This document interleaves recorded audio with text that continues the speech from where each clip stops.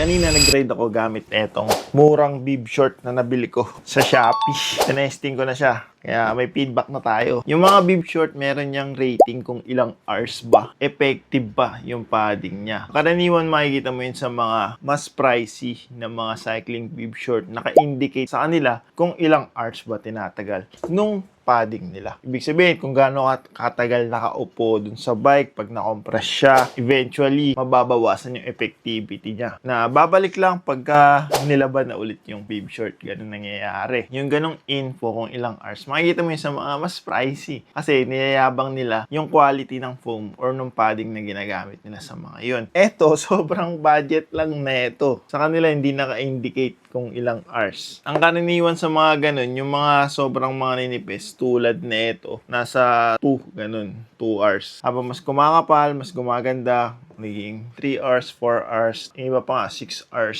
Di pa ako nakakita ng all day na cycling short or baka mali lang ako ng hinahanap. Kasi hinahanap ko yung afford ko lang sa budget ko. Eto nakita ko kasi ito, napakamura. So sinubukan ko and hindi naman ako na-disappoint sa paggamit ko sa kanya. Mga 2 hours, 2.5 hours sa ride, pinapakiramdaman ko kung hindi na ba siya gumagana, masakit na ba sa puwet. Hindi ko alam kung hindi lang talaga ako ganun ka-sensitive, pero parang hindi naman siya ganun na hindi na siya gagana. O hindi ko lang maramdaman na hindi siya gumagana. So far, wala akong reklamo. Kahit manipis lang yung padding nito at simpleng foam lang yung gamit niya dito. Sa experience ko, okay din naman. Well, short ride lang yung ginawa ko. Yung ride ko, 60 kilometers lang na 2 hours, 52 minutes yung moving time or yung nakaupo ako sa saddle. Wala naman ako ma-report na discomfort na naranasan dun sa ride na yun. And even after, pagkatapos nung ride, wala lang, normal lang. Unlike dun sa iba kong padding na nasubukan na makakapal, sa makakapal pa nga ako, mas parang may sumasakit Kasi ang exaggeration nun, para akong nakaupo sa bato na matagal. Tapos, parang may pressure point pagka masyadong makapal. Yun yung sa akin na personal experience ko. Ganun. So, eto,